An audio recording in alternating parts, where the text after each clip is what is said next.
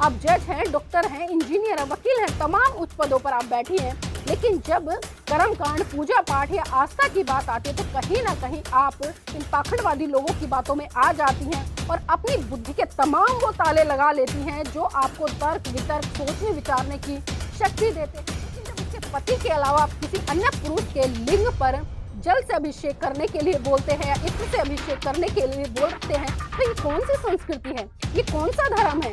तब आपकी सभ्यता कहाँ चली जाती है? क्या आपको इतनी भी शर्म नहीं आती कि आप अपने पति को छोड़कर किसी अन्य पुरुष के लिंग की पूजा कर रही हैं? अरे कुछ तो सोचिए। शब्द से ही आपको पता चल जाता है। और भारत का संविधान साफ साफ इस तरह की जो चीजें हैं इनको खुले तौर पर प्रचारित और प्रसारित करने के लिए मनाही करता है, लेकिन आस्था के वसीभूत लोग जो कहीं ना कहीं अपनी दुकानें आज धर्म के नाम पर, पाखंडवाद के नाम पर, आडंबर के नाम पर और इन कर्म कांडों के नाम पर चला रहे हैं, वो कभी भी ऐसा नहीं करेंगे, क्योंकि उनको पता है जिस दिन भारत देश के लोग जान गए इनकी सारी दुकानें बंद हो जाएगी और इनके भूखे मरने तक की नौबत आ जाएगी। इस महान पुरुष ने इस भारत देश की तमाम महिलाओं को हक अधिकार दिए, यहाँ तक कि उनको आज गर्व से जीने का अधिकार दिया, नौकरियां करने का अधिकार दिया, चपरासी से लेकर एक राष्ट्रपति बनने तक का अधिकार दिया, वो भी उनके बिना मांगे। क्योंकि आज तो महिलाएं उपवास कर बहुत सारी चीजें मांग रही है जो कि उनको मिलती भी नहीं है, लेकिन जिस व्यक्ति ने, जिस महामानव ने बिना कुछ मांगे इस देश की तमाम महिलाओं को गुलामी की जंजीरें तोड़कर आज उन्हें आकाश में खुले रूप से उड़ने के लिए स्वतंत्र कर दिया, आप उस महामानव का कभी नाम तक नहीं लेते हैं।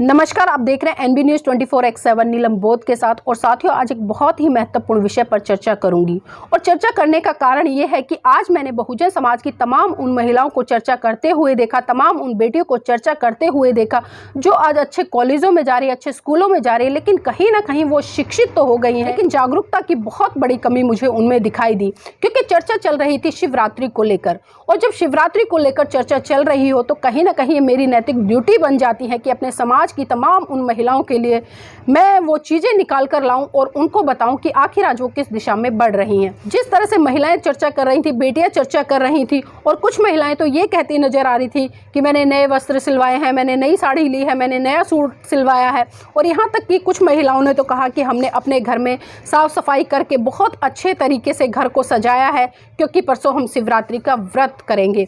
मैंने उन महिलाओं से जानने का प्रयास किया कि आखिर आप शिवरात्रि का व्रत क्यों करेंगी, तो उन्होंने कहा कि शिवरात्रि का व्रत करने से हमारी सभी मनोकामनाएं पूरी हो जाती हैं।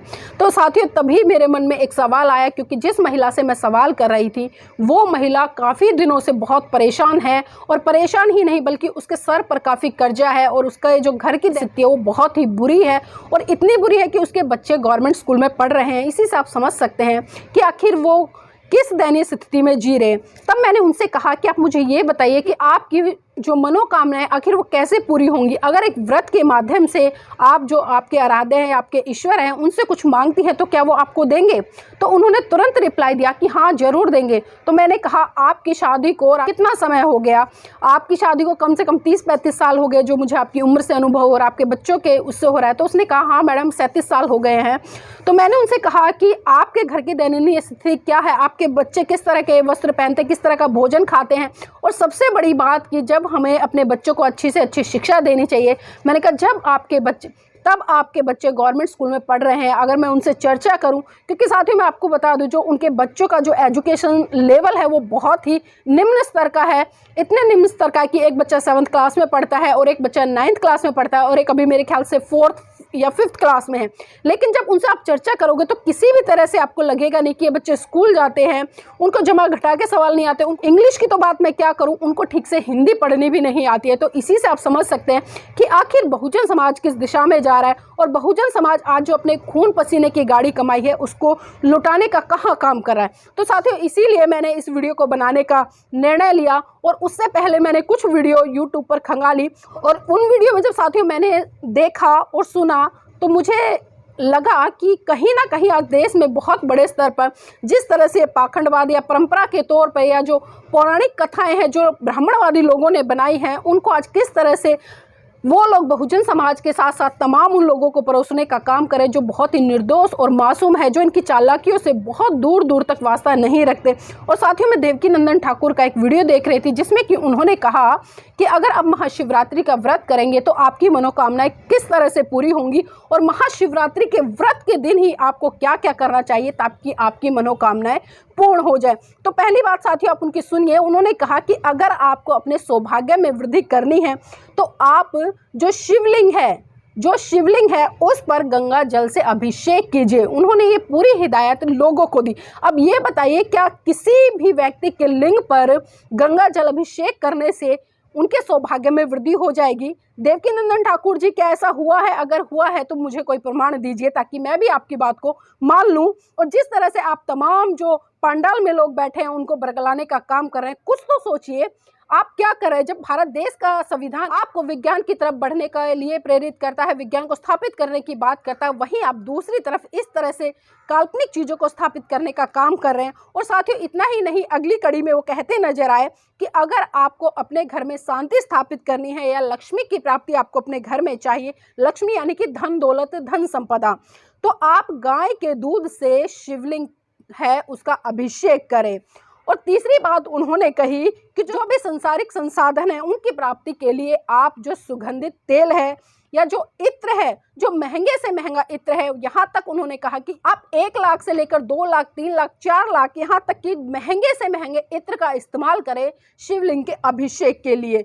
और एक बात और उन्होंने कही कि जो बुद्धि है, बुद्धि की प्राप्ति के लिए, यानी कि जिस व्यक्ति के पास बुद्धि नहीं है, जिनके बच्चों में बुद्धि नहीं है, वो बुद्धि की प्राप्ति के लिए जो मीठा दूध है उससे अभिषेक करें शिवलिंग का, ताकि आपको बुद्धि प्राप्त हो सके, आपके घर वालों को बुद्धि प्राप्त हो सके। और इतना ही नहीं साथियों, उन्होंने कहा कि जिन लोगों का वंश आगे नहीं चलता है, यानी कि जिनको संतानें प्राप्त नहीं होती है, वो संतान प्राप्ति के लिए जो गाय का देसी घी है उसका शिवलिंग पर अभिषेक करें ताकि आपके घर में संतानें प्राप्त हो सके।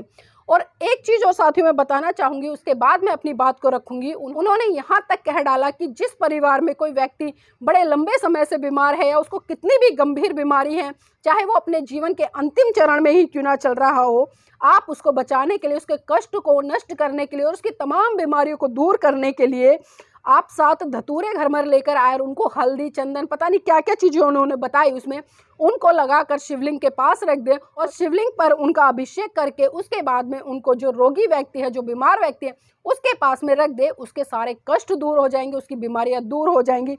अब साथियों, मेरा सवाल पहला देवकीनंदन ठाकुर से ही है, जो इतनी बड़ी बड़ी बातें लोगों को बता रहा है और तमाम मूर्ख बने दर्शक वहां पर पंडाल में ऐसे बैठे हैं कि मानो उनके पास में बुद्धि ही नहीं है, बुद्धि ही नहीं है, कुछ सोच नहीं सकते, कुछ समझ नहीं सकते, क्या पढ़े लिखे नहीं है, बिल्कुल ही गंवार है। और यहाँ पर तो बिल्कुल उन्होंने अपनी मूर्खता का परिचय दे दिया कि देवकीनंदन ठाकुर ने जो जो बोला वो उस पर तालियां बजा रहे हैं। और इतना ही नहीं, उनकी बातों को हर्षोल्लास के साथ में स्वीकार कर रहे हैं। अब साथियों, मुझे एक बात बताइए, देवकीनंदन ठाकुर जी, जब आप बीमार होते हैं तो आप सबसे पहले अच्छे से अच्छे प्राइवेट हॉस्पिटल में क्यों भागते हैं? आप मुझे बता दीजिए। तब आपके वो 7 धतूरे कहाँ चले जाते हैं?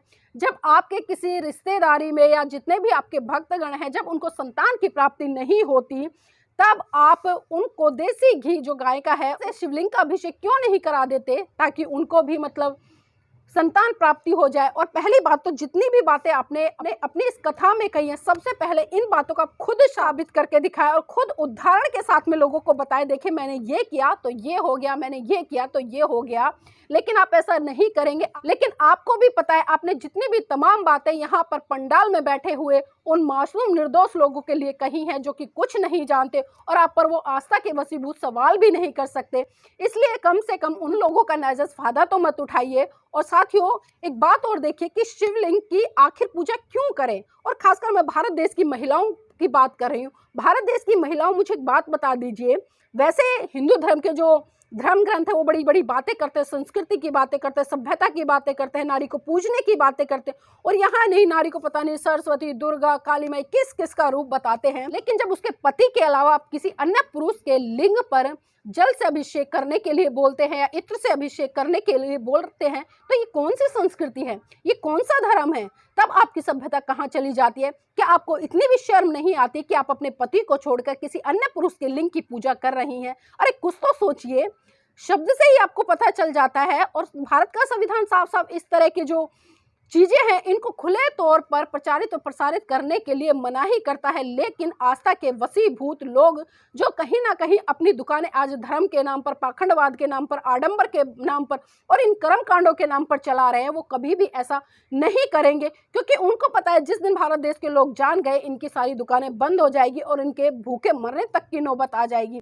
लेकिन मेरी मातृशक्ति, आप तो कुछ सोचिए, आप तो कुछ सोचिए। आज आप चांद पर जा रही हैं, आप हवाई जहाज उड़ा रही हैं, आप देश की राष्ट्रपति बन रही हैं, आप अन्य राज्यों की मुख्यमंत्रियां बन रही हैं, लेकिन उसके बावजूद क्या आप जज हैं, डॉक्टर हैं, इंजीनियर हैं, वकील हैं, तमाम उच्च पदों पर आप बैठी हैं, लेकिन जब कर्मकांड, पूजा पाठ या आस्था की बात आती है तो कहीं ना कहीं आप इन पाखंडवादी लोगों की बातों में आ जाती हैं और अपनी बुद्धि के तमाम वो ताले लगा लेती हैं जो आपको तर्क वितर्क, सोचने विचारने की शक्ति देते हैं। तो कुछ तो सोचिए।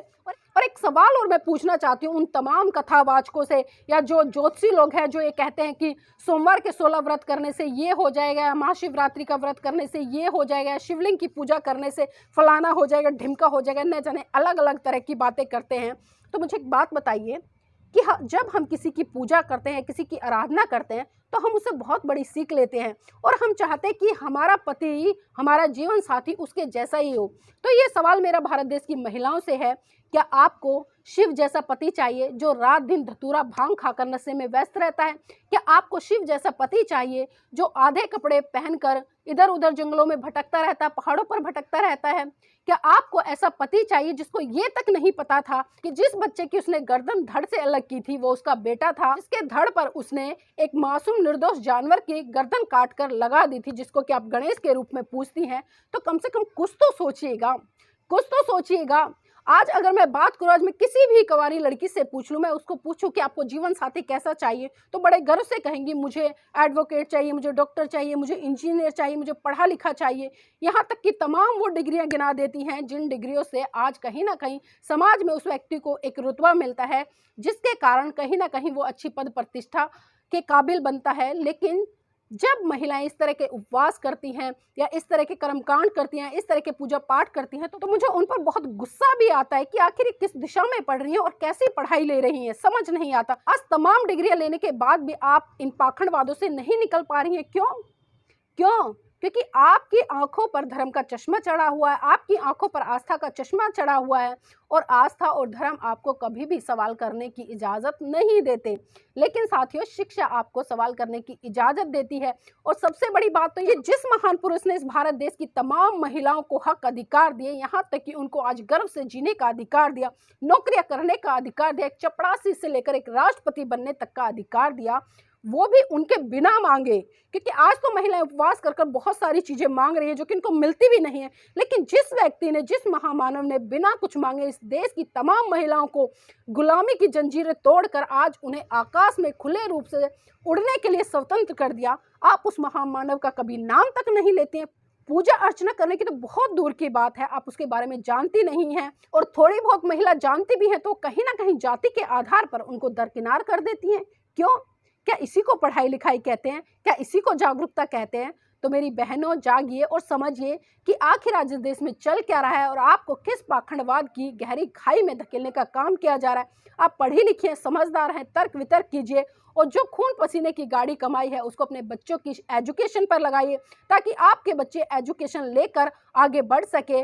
और जितने भी मनोकामनाएं आप इन पत्थरों की मूर्ति से मांगती हो, वो पत्थरों की मूर्तियां जिनको कि किसी और ने नहीं बल्कि उस मजदूर कर्मचारी ने बनाया है, जो अपने 2 वक्त का पेट भरने के लिए रात दिन छेनी हथौड़ी लेकर उन पत्थरों को तोड़ता है और एक मूर्ति की आकृति देता है, एक ईश्वर की आकृति देता है, जिसको कि हिंदू धर्म के लोगों ने गढ़ रखा है। और उन्हीं ईश्वर की मूर्तियों को रखकर आप मंदिरों में कहीं ना कहीं उनसे आप मनोकामनाएं पूरी करवाने के लिए आज उनके व्रत करती हैं, आराधनाएं कराती हैं। तो कुछ तो सोचिए आखिर किस दिशा में आप जा रही हैं।